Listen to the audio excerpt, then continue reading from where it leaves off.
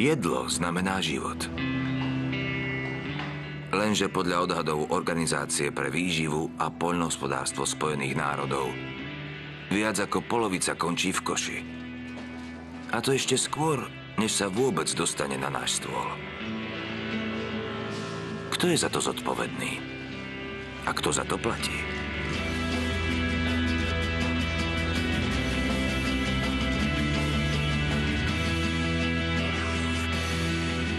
Slovenská televízia uvádza dokumentárny film Čerstvé, ale v kontajneri.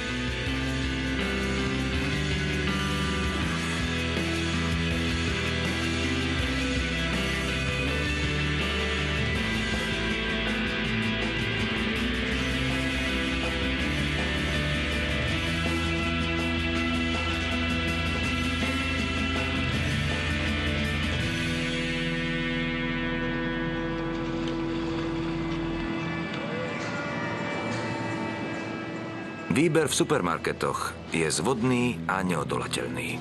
Ponúka sa nám oveľa viac, ako potrebujeme. Napríklad viac než 100 druhov jogurtov. V ktorúkoľvek hodinu od rána do noci. Kedykoľvek si len zmyslíme.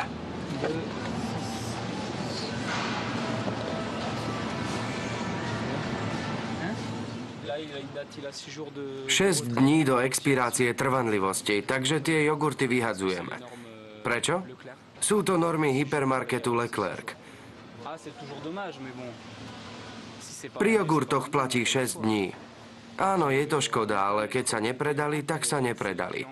Nemáme na výber. Rozhodujú klienti. A keď vidia, že trvanlivosť je už krátka, nekúpia ho, lebo by im v chladničke ostal stáť. A aj tak by ho vyhodili. Takže je lepšie, keď ich rovno vyhodíme my.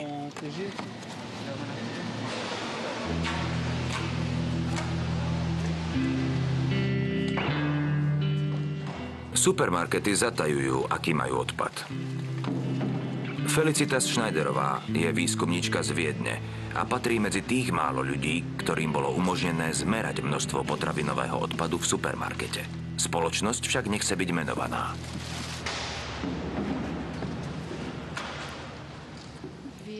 Robili sme prieskum supermarketov. 10 týždňov sme v diskonte s potravinami skúmali, koľko potravín, ktoré spĺňajú podmienky na konzum, sa vyhodí. Zistili sme, že na jednu filiálku putuje do odpadu 45 kg zdraviu neškodných potravín denne. Tie výrobky sú tzv. Po záruke, pretože prekročili minimálny dátum trvanlivosti. Keby ste ich otvorili, sú ako čerstvé. V prípade mliečnych produktov možno s vrstvou srvátky. Stačí však zatriasť a nič im nechýba. Minimálny dátum trvanlivosti si určuje potravinový priemysel, nie vládne normy. Nie je to žiadna indikácia zdravotného rizika. Garantuje len niektoré vlastnosti, napríklad vláčnu krémovú konzistenciu jogurtu. Mnohí spotrebitelia si však myslia, že ide o ochranu zdravia. Ešte originálne zabalený šunkový toast alebo pizza. Dokonca ešte neprekročili ani minimálny dátum trvanlivosti. Chýbajú ešte 2 celé týždne.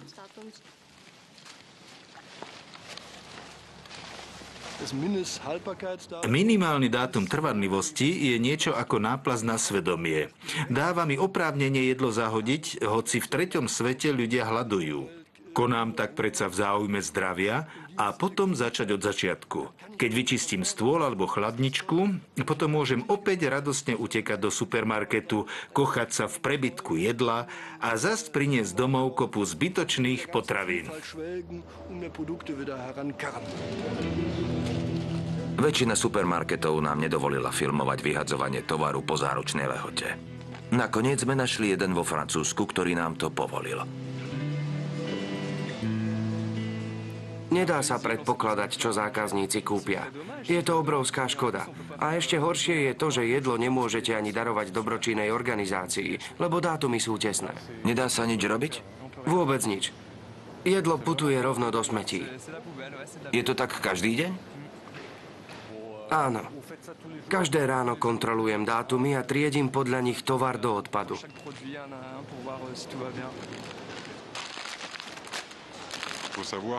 V supermarketoch, ako je tento, sa vytvorí okolo 500 až 600 tón potravinového odpadu ročne.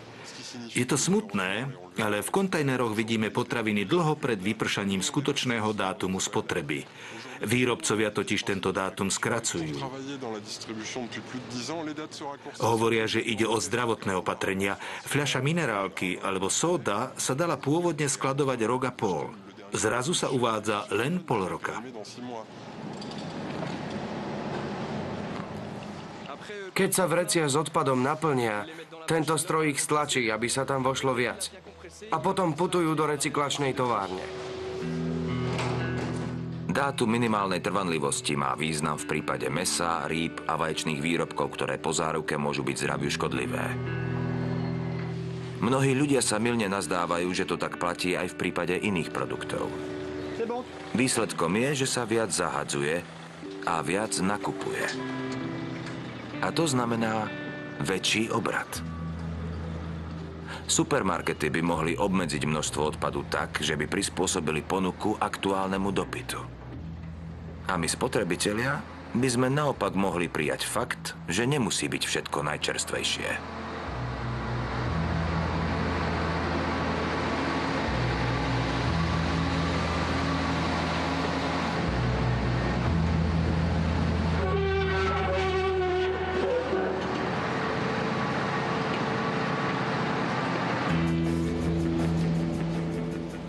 Od tzv. Kontajnerových potápačov pri supermarketoch viem, čo všetko sa v nich nachádza. Títo ľudia si berú, čo supermarkety zahodia. Nemotivuje ich chudoba. Robia to, lebo je to ich politické presvedčenie. Najradšej sa prehrabávajú v kontajneroch pri ekologických obchodoch. Vraj je tam toho viac. Možno preto, že majú menej zliav na najdrahšie produkty. Toto je, tuším, pšeničný chlieb. Bylinkový chlieb. A fialové reďkovky. Také som ešte nevidel. Cibule mám dosť.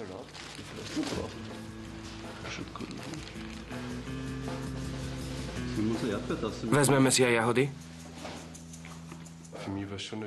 Prvýkrát som sa musel riadne premáhať, aby som vliezol dnu a prehrabával sa vo vrecúškach. Začínal som v rukaviciach z plastu, takými na umývanie riadu, ako aj s dezinfekčnými prostriedkami.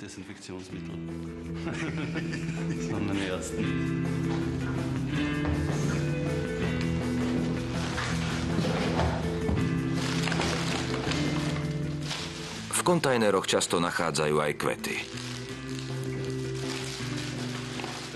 Z ich predaja by sme mohli ešte aj zarobiť. Robert a Gerhard si musia dávať pozor, aby ich neprichytili ako zlodejov. Potraviny sú vlastníctvom supermarketu, hoci sa ako smeti váľajú v kontajneroch. Je to oveľa krajšie ako cieľene nakupovať v supermarkete a presne vedieť, čo chceme kúpiť. Tu sa vždy necháme prekvapiť. Asi 90% potravín získavam takto.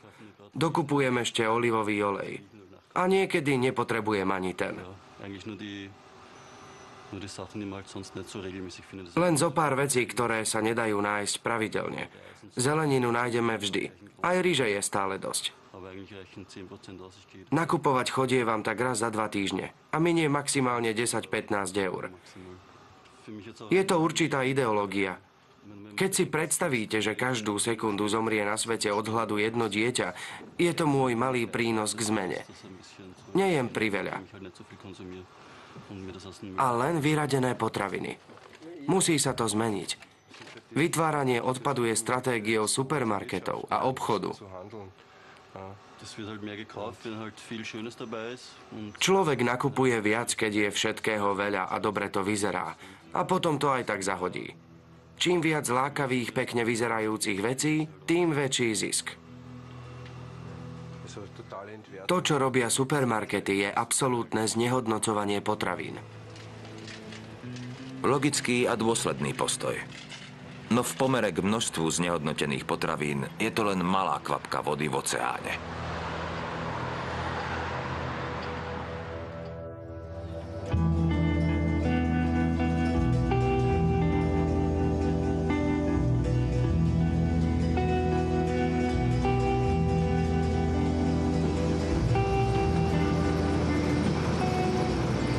Plytvanie potravinami sa však začína už na poliach. Počas zberu úrody. V úrode sú zemiaky, ktoré sú primalé. Tie stroj automaticky vyradí cez sito. Niektoré sú zas priveľké a spotrebitelia také nemajú radi. Najmä v prípade skorých zemiakov, tie sa hneď zahadzujú. Ďalšie zemiaky majú chybičku krásy. Napríklad sú zrastené alebo s malými jamkami. Tie sa vôbec nepovažujú za predateľný tovar a preto sa tiež rovno zahadzujú.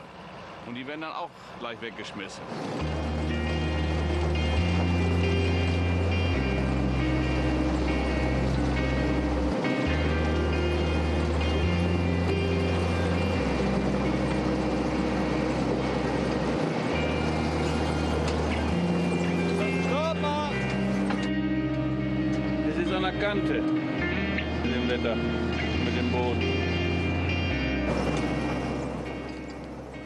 Takto sa pretriedi asi 40 až 50%.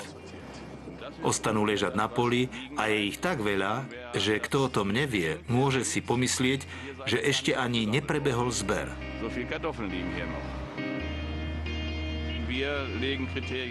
Kritériá, ktoré sme nastavili, nemajú nič spoločné s kvalitou výživy. Ide len o to, aby produkt vyzeral dobre, aby bol lákavý. A to je naozaj na zamyslenie. Som rád, keď sem chodia ľudia a zemiaky zbierajú. Teší ma to. Nechávame ich odležať. Nech s prvými mrazmi premrznú. Inak by vypučali a to nie je dobré. Teší ma to však aj vzhľadom na povedomie o potrebe neplytvať potravinami. Keď ľudia tie zemiaky zbierajú, trochu ma to zbavuje etického pocitu viny.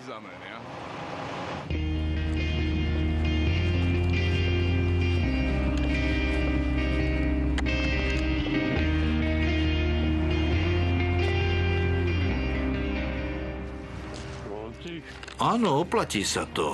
Šetrí to peniaze. Koľko vám to trvalo? Asi 3/4 hodiny. Robíte to už dlho? No už od detstva. Každý rok som zvykol zbierať so starou mamou. Sú z toho slušné zásoby.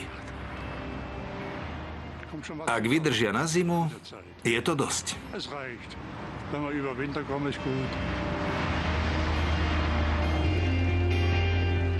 Ako vyslaný zástupca za stranu zelených v Európskom parlamente bojuje poľnohospodár Grof zu Baringdorf už 20 rokov proti industrializácii poľnohospodárstva. Všetko, čo sa dopestuje, by malo byť ľuďom dostupné. Vzniká obrovský prebytok, pretože trh určuje, ako sa definuje kvalita. Zákony obchodu vôbec nezaujíma kvalita produktov. Ide len o kvalitu zisku. Kupujú podľa vonkajších kritérií a hovoria, produkty musia vyzerať takto a takto, inak ich nekúpime a hotovo. A keď sa im neprispôsobíme, aj tak si urobia po svojom. Situácia je čoraz horšia. Poľnohospodára to naozaj zraňuje. Nejde len o peniaze, je to nesprávny postup. Pravidlá diktuje biznis. Európska únia a vlády mu už dlho len ustupujú.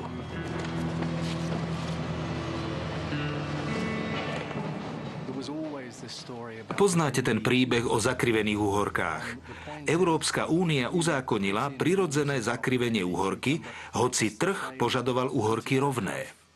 Pretože tie sa ľahšie balia a v supermarketoch sa ľahšie predávajú. My sme však pravidlá zmenili. Ak niekto chce predávať zakrivené uhorky, Európska únia mu to nezakazuje. Lenže v praxi to vyzerá tak, že supermarkety ich nekupujú, pretože nezapadajú do prepraviek. Odstránenie tejto normy je de facto ďalší klasický neúspech. Veľkoobchodníci, dodávateľia a distribútori sa tak ešte väčšmi zjednotili. A navzdory zrušeniu pokračujú v tom istom. Obchod sa medzi obchodníkmi nedá robiť bez istých noriem. Boli časy, že prirodzené úhorky sa jednoducho nedali kúpiť. A keď sa dnes prejdete obchodmi, široko ďaleko žiadnu krivú úhorku neuvidíte. Na týchto miestach si môžu úhorky rásť, ako sa im zapáči. Sme na farme uprostred newyorského Brooklynu, na streche továrne. Pestovatelia sú ľudia z hnutia proti industrializácii pestovania, ktorá nás drasticky a čoraz väčšmi vzdialuje zdrojom živobytia. Hlavným zmyslom projektu Farmárčenie v meste je aspoň trochu ľuďom ukázať, odkiaľ pochádza to, čo jedia.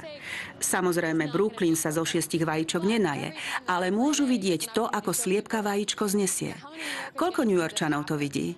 Chodievajú sa sem pozerať skupinky ľudí a z kurína si môžu odniesť čerstvé vajcia. Najmä deti učíme, odkiaľ pochádza jedlo. Američania sú zvyčajne celkom odtrhnutí od reality vzniku potravín a preto najmä deťom ukazujeme, ako sa sadia rastliny a čo to znamená kvalitné stravovanie. Na kríčkoch visia zrelé paradajky a zrazu dostanem otázku. Toto je jablko? Nie, to je paradajka, odpovedám. Niekedy to trvá, ale nakoniec to pochopia. Ja som sa to našťastie naučil v záhrade mojich rodičov.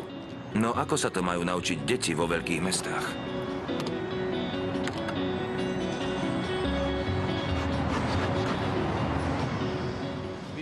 Mestské deti často vôbec netušia ani to, že mäso, ktoré jedia, nevzniká v plastikovom obale. Zväčša nemajú najmenšiu predstavu, čo je med a ako sa vyrába. Umiestňujeme včelie úly do komunitných záhrad na strechách škôl, aby sme deti trochu priblížili k realite potravinového cyklu. Veď len tretina plodín, ktoré konzumujeme, dozrieva vďaka opeľovaniu.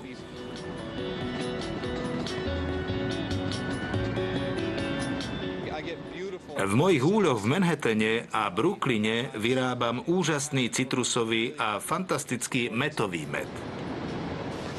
V New Yorku, a to najmä v Brooklyne a na východe New Yorku, sú oblasti s naozaj veľkou chudobou. Nie sú tam obchody a ľudia nemajú prístup k čerstvým potravinám a zelenine. Preto tam na opustených miestach zakladáme komunitné záhrady a chováme aj včely. Včely opeľujú rastliny v záhradách. V posledných rokoch sa tam dopestovalo 20 tón potravín, čo doslova krmi ľudí žijúcich v New Yorku. Znie to skvelé. No iste sa z toho nenaje každý obyvateľ veľkomesta. Na druhej strane znamená zásobovanie veľkého mesta automaticky vytváranie tón odpadu?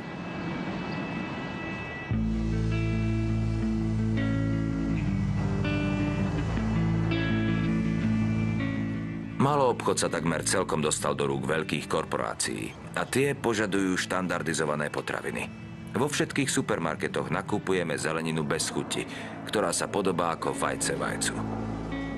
To, ako vyzerá a chutí úroda vypestovaná na poliach, je niečo, čo mnohí konzumenti ani len netušia.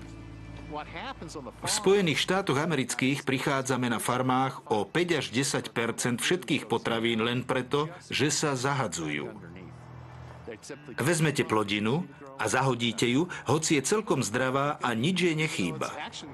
Stačí, ak nespĺňa vizuálne štandardy, ktoré však neurčujú pestovatelia, ale obchodníci. Keby to bolo na pestovateľoch, existovalo by oveľa širšie spektrum dopestovaných plodín. O potravinách rozhodujú ľudia, ktorí o pestovaní netušia vôbec nič. Nútia pestovateľov produkovať presné množstvo identicky vyzerajúcich plodín. Pracujú dokonca so schémami farieb a počítačovými systémami kontrolujú farbu paradajok. O tom, či je paradajka vyhovujúca, rozhoduje počítač. Ak má trochu iný odtieň, vyhadzuje sa. Je stanovených niekoľko druhov veľkostí. Ak plodina do schémy nezapadá, je vyradená.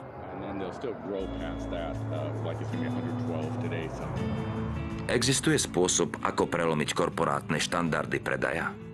V Spojených štátoch napríklad vzniklo hnutie komunitného podporovaného poľnohospodárstva so skratkou CSA. Skupina spotrebiteľov sa spojila, zamestnala jedného alebo viacerých poľnohospodárov a výsledkom je úplná nezávislosť od veľkých reťazcov. Dnes existuje v Severnej Amerike viac ako 2500 komunitných družstiev CSA a majú 100 000 členov a členiek. Základnou myšlienkou bolo pokúsiť sa v čo najväčšej miere zbaviť sa existujúcej infraštruktúry medzi farmou a domácnosťou. Mám na mysli všetky sklady, zmiešaný tovar, veľkosklady, diaľkový transport. To všetko sú neudržateľné formy hospodárstva. Požierajú priveľa energií, vrátane palív či elektriny. Riešením je uzatvoriť priame dohody s pestovateľmi. Pestovatelia svoju úrodu priamo prinesú do miestneho distribučného centra, ktoré sa v ideálnom prípade nenachádza od farmy ďalej ako 150 kilometrov. Miestni spotrebitelia tu nakúpia potraviny, ktoré ich výjdu na 50 centov na osobu na deň. Zelenina a ovocie sú celkom ekologické a výživovo hodnotné. Schudli sme, čo je dobré. Jeme oveľa viac zeleniny. Je to výborná skúsenosť. Spočiatku to nebolo ľahké. Prišli sme sem v zime a na pultoch bola nezrelá zelenina, s čím som sa predtým nestretla. No v kuchárskych knihách, z čias, keď ľudia jej dávali zeleninu pravidelne, sú stovky receptov. Najviac mi asi pomohla kuchárka zo 60. rokov s názvom Radosť variť. Je to asi dobré aj pre deti. Áno, z týchto produktov varíme aj pre dcéru. Zatiaľ nemôže jesť všetko. Keď bola menšia, trpela viacerými alergiami na jedlo a suroviny odtiaľto sú aj pre ňu zdravšie.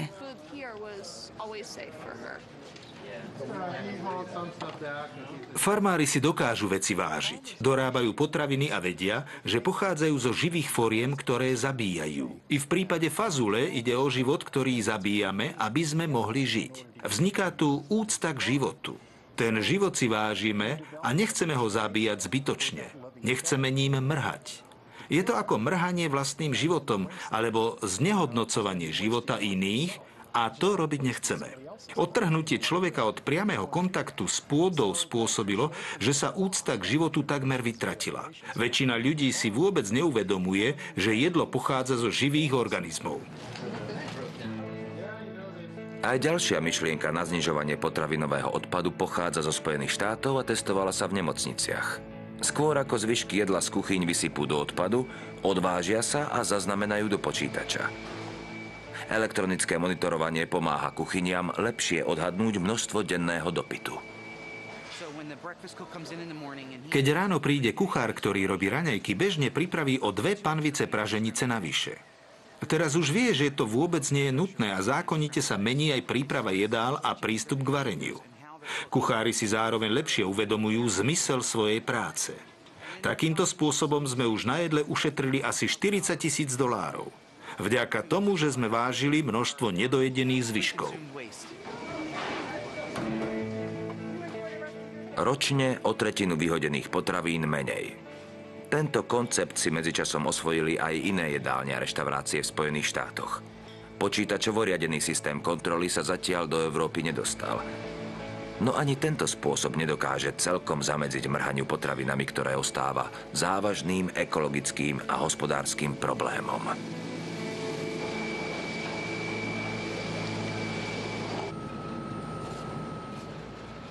Pred racionalizáciou varenia sme vyhadzovali oveľa viac nevyužitých surovín. Nový spôsob je dobrý pre všetkých. Ja aj riaditeľ nemocnice sme radi, že znižujeme náklady na jedlo a zároveň tak chránime životné prostredie. Personál si oveľa lepšie uvedomuje, čo je potrebné a čo je už nadbytočné.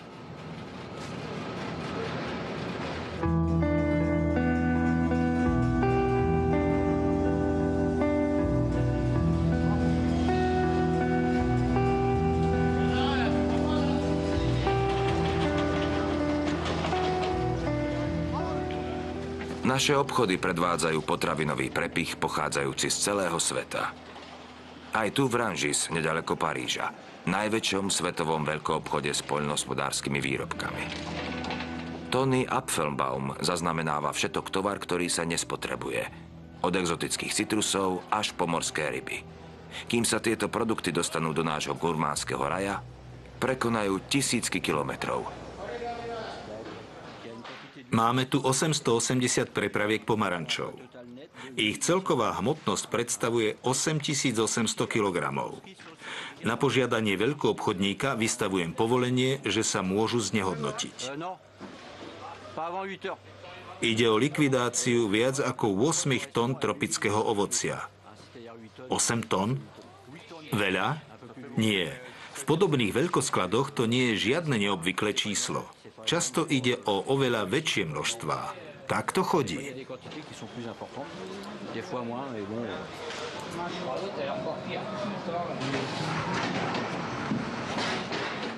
Tieto pomaranče boli prezreté už pri doručení. Podarilo sa nám z nich predať len časť. Zvyšok už musíme zlikvidovať. Nedali sa nahnité vytriediť už pred týždňom? Nie, to sa neoplatí.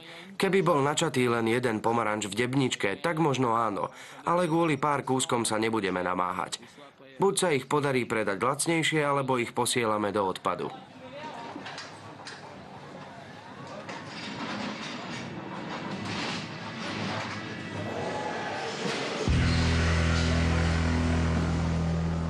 Množstvo odpadu vo veľkoobchodoch je ešte kritickejšie v prípade morských živočíchov. Všetko, čo sa nepredá ešte v deň doručenia, putuje automaticky do smetí.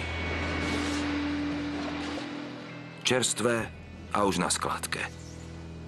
Ryby chované v chovných staniciach spoločne s rybami zo svetových oceánov. Oceánov, ktoré sú čoraz prázdnejšie. Keď už nič iné, prečo obchodníci a distribútori kvalitné potraviny aspoň nerozdajú a namiesto toho ich hádžu do smetí? Všetko, čo tu vidíte, bolo pôvodne určené na priamu likvidáciu. Naša dobročinná organizácia začala v tomto supermarkete pôsobiť v roku 2009. Odvtedy sme z kontajnerov vybrali 120 tón zdravého ovocia a zeleniny. Triedime to, čo veľkoobchod odstraňuje ako odpad. No ani zďaleka nezískame všetky potraviny, ktoré by sme mohli. Takto vytvárané potravinové banky zabezpečujú jedlo pre niekoľko miliónov ľudí v núdzi. Nedokážu však spracovať všetky zdravé potraviny, ktoré supermarkety a veľkosklady likvidujú. Veľa ovocia, s ktorým prídem do styku, sa dováža z Kamerunu. Často hneď putuje do smetí, je mi z toho smutno. Pritom v Kamerune si to ľudia ani nemôžu dovoliť. Všetko sa posiela do Európy. Distribúcia v Európe trvá dlho, ovocie podlieha skaze a zahadzuje sa. Minule to tak bolo s banánmi. A pritom sú rodiny. Aj ja sama mám susedov, ktorí si nemôžu kúpiť banány, lebo je to drahé. Tie namiesto toho končia v koši. Je to hrozné plytvanie.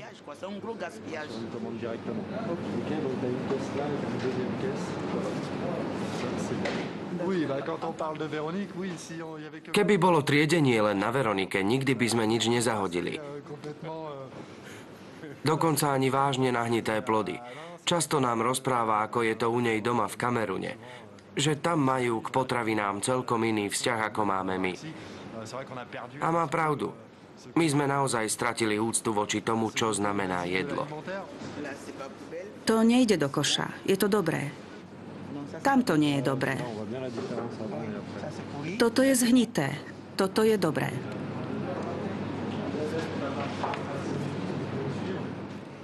Toto je z Kene. 10 000 kilometrov odtiaľto. A ide to do smetí. Takýto je svet.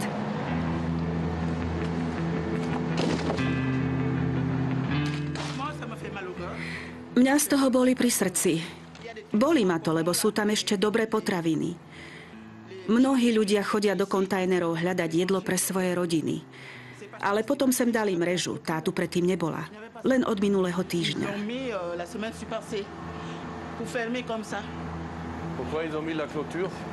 Prečo ju sem dali? Aby tu ľudia viac nemohli hľadať jedlo, vrátane nás. Ale ja som dosť tvrdohlavá. Keď vidím, že je tam zdravé ovocie, prídem sem a zoberiem si, koľko môžem. 2-krát za týždeň som sem prišla s nákupnými vozíkmi. Do jedného som dávala zemiaky, do druhého paradajky. Ale nebolo to ľahké. Vždy sa objavila polícia, pretože som mala na chrbte dieťa, môjho malého syna. Vždy začal kričať: "Mama, ide polícia!" A keď sem policajti prišli, povedali mi: "Pani, vysypte tie veci z vozíkov." Povedala som im, že doklady nemám. Beriem si to jedlo len pre potreby mojej rodiny, nie preto, aby som ho predávala.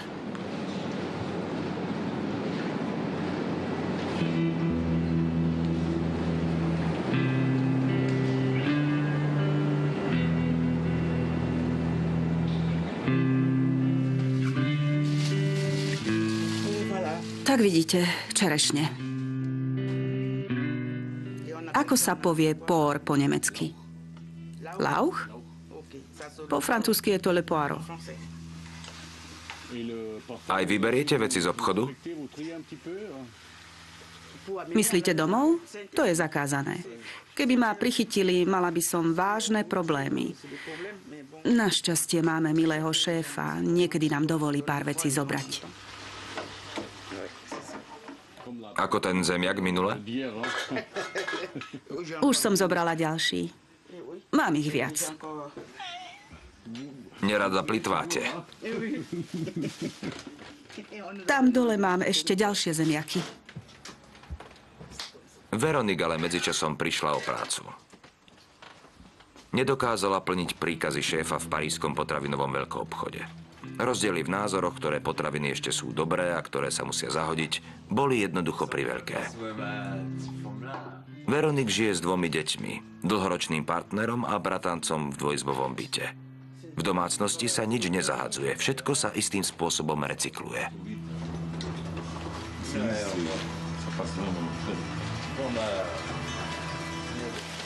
Súkromné domácnosti sú zodpovedné za 1/3 celkového odpadu. Felicitas Schneiderová viedla výskum v Rakúsku. Priemerná domácnosť tam každý rok zahodí približne 100 kg zdravého jedla. Rovnaké množstvá vyhadzujú v Spojených štátoch amerických, Veľkej Británii a Japonsku. Z našich štúdií sme vypočítali, že približne 6 až 12 odpadu domácností tvoria potraviny nespracované a čiastočne spracované. K tomu pripočítavame 3 až 6 zvyškov jedál. Mnohé domácnosti potraviny vyhadzujú ešte skôr, ako sa naozaj skazia, pretože ich, ako vravia, už nepotrebujú. Keby ich potom náhodou potrebovali, dokúpia ich. To sú najčastejšie odpovede, ktoré v dotazníkoch získavame. Ľudia si očividne neuvedomujú, koľko peňazí tým premrhajú. Jednu domácnosť v Rakúsku to ročne vyjde asi 400 eur. Nie je to málo, dala by sa z toho zaplatiť dovolenka. No málo kto si to uvedomuje. Prenesené na mierku Európskej únie, len súkromné domácnosti ročne zbytočne vyhodia von oknom potraviny v hodnote okolo 100 miliárd eur. Zodpovedá to ročnému obratu najväčšej svetovej potravinovej korporácie Nestlé.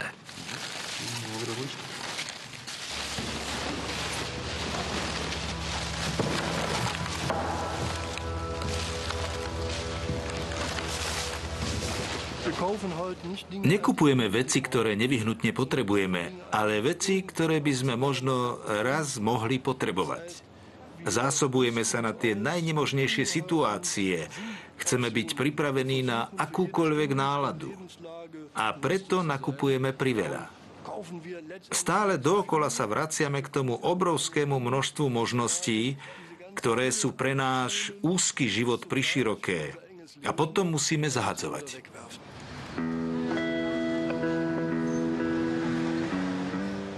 Mladá korejská umelkyňa žijúca v Holandsku navrhla originálne riešenie. Musím povedať, že rada jem. Znamená to, že dbám o to, čo kupujem a zároveň nechcem potraviny zahadzovať. Aby som tomu predišla, navrhla som vytvoriť priestor, kde by sa dala zelenina uskladňovať bez chladničky. Takým spôsobom, ako to robievali tradiční poľnohospodári či naši starí rodičia ešte v časoch, keď žiadne chladničky neexistovali.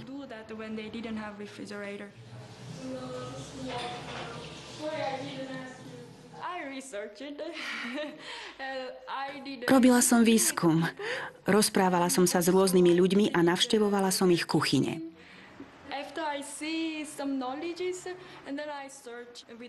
Keď vidím, že tomu ľudia rozumejú a navyše sa o tom dočítam z kníh a počujem to od odborníkov, prečo by som to mala považovať za mýtus?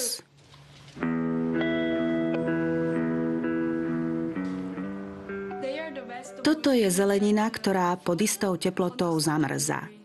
Nazýva sa to aj ujma chladom. Napríklad baklažán zamrzá už pri teplote pod 8 stupňov Celzia a uhorka pod 7 stupňov Celzia. Teplota v chladničke je 0 až 4 stupne a je teda priveľmi studená. Takéto množstvo vody sa z malého zásobníka odparí za jeden deň. Pomocou odmerky zalievam zeleninu podobne ako kvety. Stačí to takto poliať. Keď mrkvu alebo pór uskladňujeme doma, zväčša ich ukladáme horizontálne. V horizontálnej polohe však strácajú viac energie, pretože sa chcú prirodzene vrátiť do polohy, v akej narástli, teda do vertikálnej. Vo vertikálnej polohe ich preto skladujem pomocou piesku, ktorý zároveň udržiava potrebnú vlhkosť. Tu máme jablká, pod nimi sú zemiaky. Jablká obsahujú veľa etylénu. Je to plyn zásluhou, ktorého iné ovocie a zelenina veľmi rýchlo dozrieva. Ale v prípade zemiakov to funguje presne opačne. Ak teda uskladníte jablká spoločne so zemiakmi, etylén spomalí rast zemiakov a uchovajú sa dlhšie. Pomocou tohto projektu chcem najmä priniesť potraviny priamo pred oči konzumenta. Ak máte jedlo v chladničke, zabúdate, čo je dnu a čo sa s potravinami deje. Keď ale potraviny vidíte, presne si uvedomujete, čo máte a v akom je to stave. Na základe toho môžete ďalšie veci dokupovať racionálne. Podľa mňa to môže veľmi pomôcť.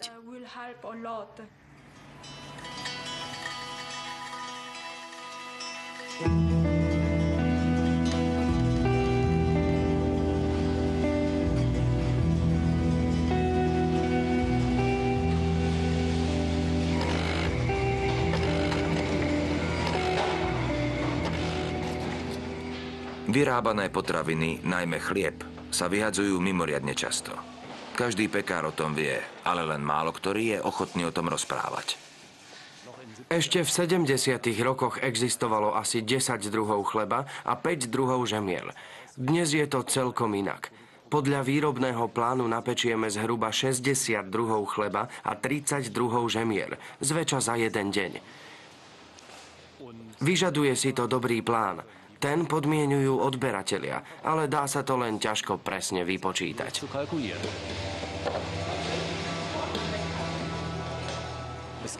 V niektorých pekárniach vzniká až 20% nadbytok. Zvykneme hovoriť o spiatočnej kvóte, ktorá je podľa mňa veľmi vysoká. Pretože v najširšom slova zmysle vyhadzujeme nielen potraviny a s nimi aj peniaze, ale aj hodnoty, ktoré predstavuje ľudská práca. Keď do niečoho vložíte svoju prácu, mrzí vás to osobne a z hľadiska podnikového hospodárstva je to stratové.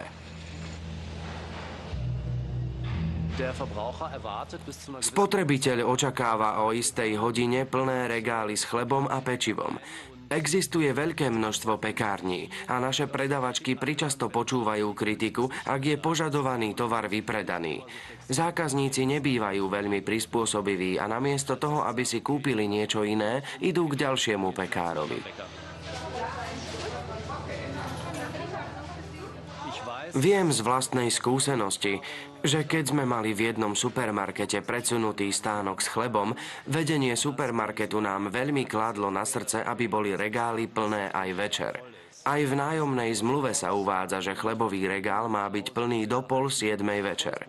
Aj ja osobne som dostával nahnevané listy sprevádzané fotografiami, keď sme napríklad počas sviatkov nedokázali dopyt presne odhadnúť a police vyzerali poloprázdne. Dokonca sa nám aj vyhrážali stiahnutím nájomnej zmluvy. Obchodná súťaživosť spôsobuje, že pekári vždy pečú oveľa viac, ako zákazníci kúpia.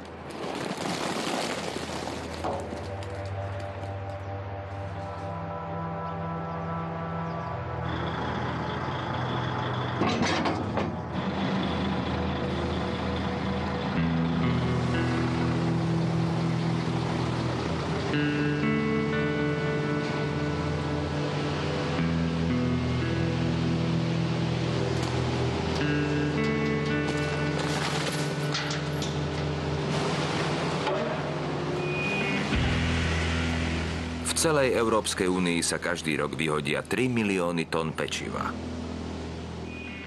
Dosť na nasýtenie napríklad celého Španielska. Dá sa starý chlieb spracovať aj inak ako na potravu pre zvieratá. Pekár Roland Schurer vymyslel neobvyklú alternatívu. Chlieb má približne rovnakú výhrevnosť ako drevo.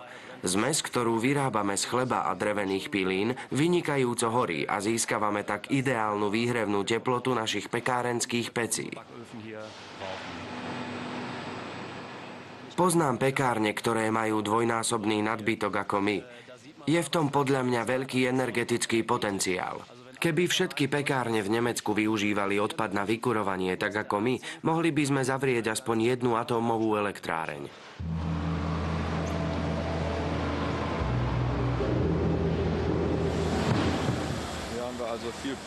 V odpade je veľa hranolčekov a kuracích zvyškov. Ďalej sú tu zvyšky bravčového mäsa, orezané surové kože a zvyšky čohosi praženého. Využíva sa tu aj energia z iných zvyškov jedál. Na bioplyn sa tu spracováva odpad z reštaurácií, ale aj jedlo priamo od producentov alebo zo supermarketov.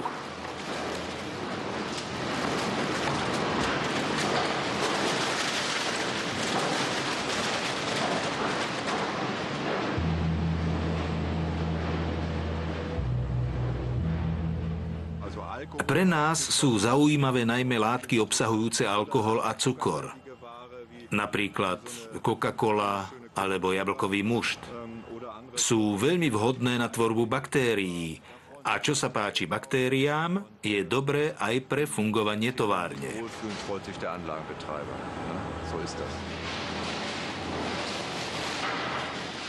Materiál musíme zahriať na 70 stupňov a teplotu udržiavať asi hodinu.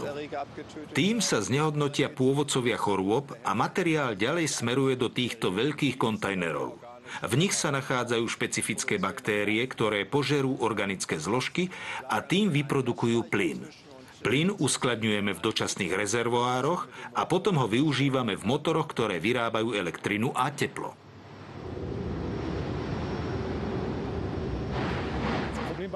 Problém s továrňou na bioplyn tkvie v tom, že sama potrebuje pohonné hmoty. Vo chvíli, keď továreň postavíme, musíme zabezpečiť trvalý prísun materiálu.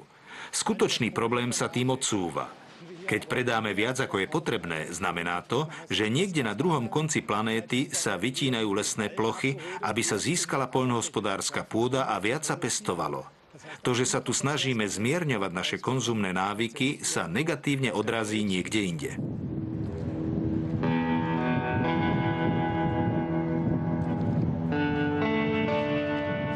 Výskumník Timothy Jones skúmal príčiny a vplyvy odpadu na vývoj svetovej klímy. Ako príklad mu poslúžili americké reťazce rýchleho občerstvenia.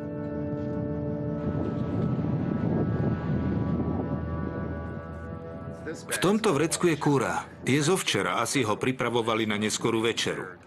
No hostia nakoniec nič nejedli a čerstvé jedlo teda reštaurácia ráno zahodila.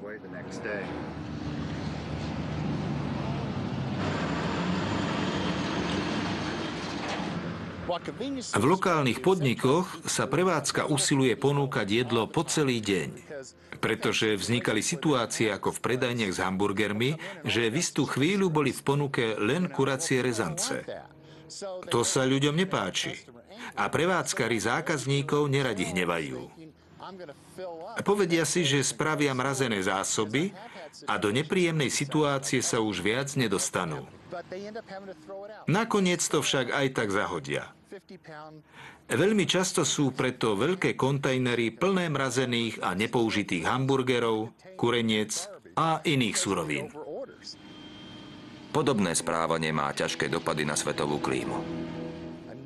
Pre ovzdušie je mimoriadne závažné, že okolo 15% metánu, ktorý vzniká na skládkach odpadu, stúpa do atmosféry. To stenšuje ozónovú vrstvu.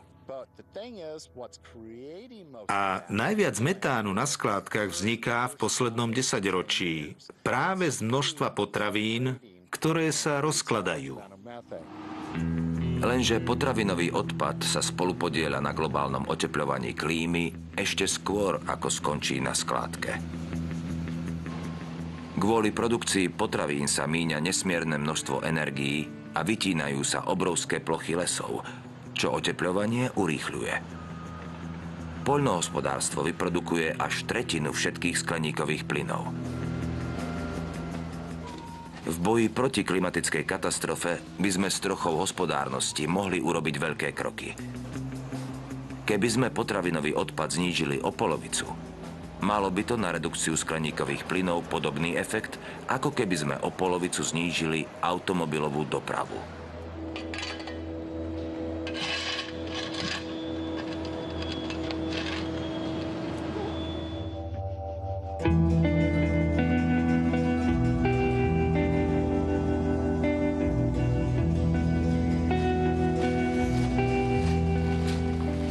Náš márnotratný život ovplyvňuje celý svet a najmä Afriku.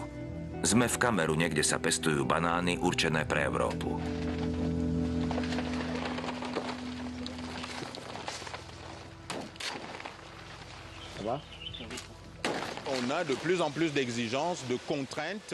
Obchodné podmienky sú každým rokom prísnejšie.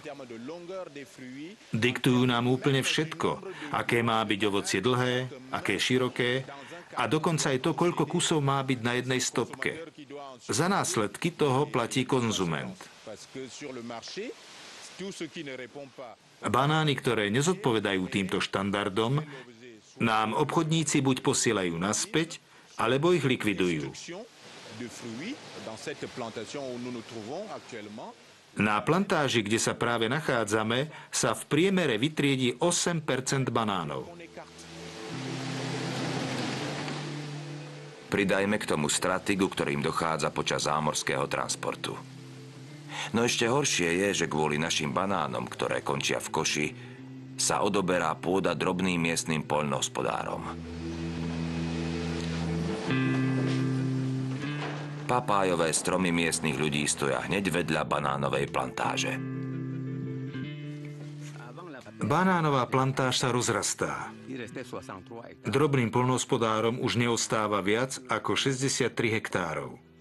O našu pôdu sme sa starali a investovali sme do nej približne 34. No plantáž nám našu pôdu zobrala. Mal som svojich 5 hektárov a teraz mi ostal len kúsok pôdy pri rieke.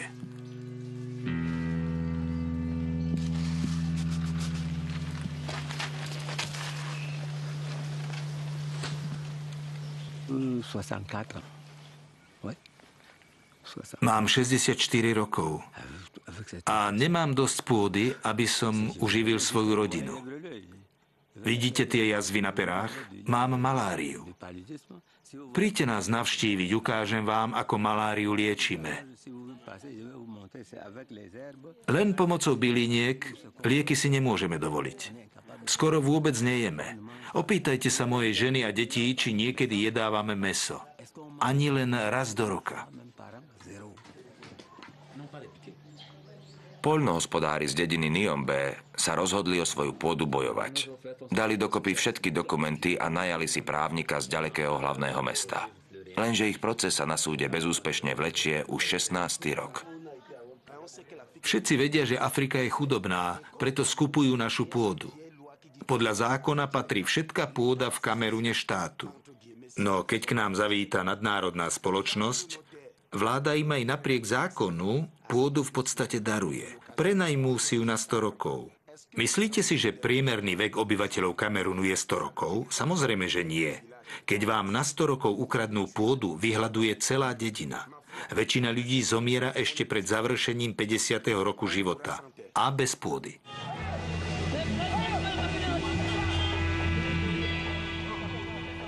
Takmer všade na svete je základnou potravinou chlieb. Platí to aj pre africké krajiny.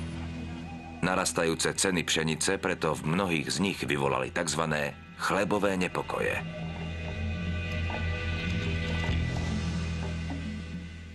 S rapidným nárastom cien v lete 2008 v 40 krajinách prepukli masové demonštrácie, v ktorých zahynulo mnoho ľudí. Potravinové nepokoje zvrhli niekoľko vlád a vyvolali mohutné ľudové povstania. V nasledujúcich rokoch nás očakáva ďalší potravinový šok.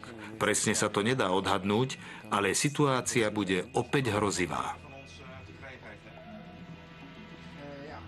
Príčinou poslednej vlny hladomoru boli prudko rastúce ceny pšenice na komoditných trhoch. Podobná situácia môže vzniknúť veľmi skoro, pretože väčšina afrických krajín je odkázaná na dovoz väčšiny základných potravín. A draho za to platí. Čo sa stane, ak Afrika získa nákupnú silu a dostane sa na komoditný trh? Vzrastie dopyt aj ceny. Dopyt existuje aj teraz, ale nemôžu si ho dovoliť nasýtiť. Je to krutý začarovaný kruh.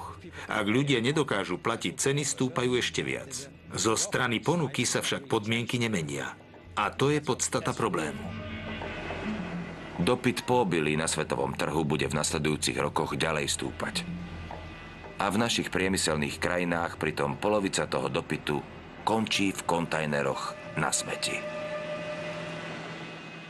Keď ľudia pečú chlieb alebo spracúvajú obilie, aby uživili rodiny a potom cena za obilie dvojnásobne stúpne, môžu si opasky uťahovať, koľko to len pôjde, ale dostatočné množstvo energie a kalórií nezískajú.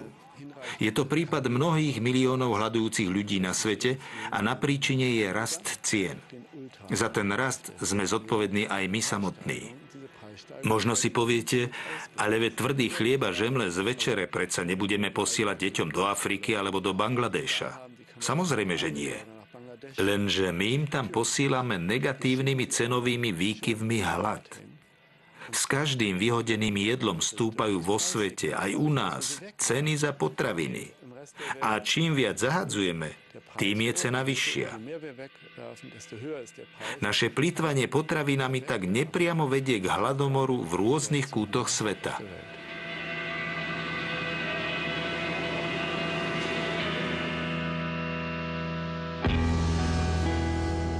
Jedlo, ktoré v Európe a Severnej Amerike končí v kontajneroch, by zasítilo všetkých hladujúcich ľudí sveta. Trojnásobne. Ako zmeniť systém, ktorý vytvára toľko odpadu? Všetci z nás by sme mali konať ako jeden. Uvedomelí spotrebitelia, zodpovední veľkoobchodníci, distribútori a výrobcovia. A samozrejme politici a politika, ktorá by nepodporovala plytvanie, ale naopak podporovala väčšiu striedmosť v konzume.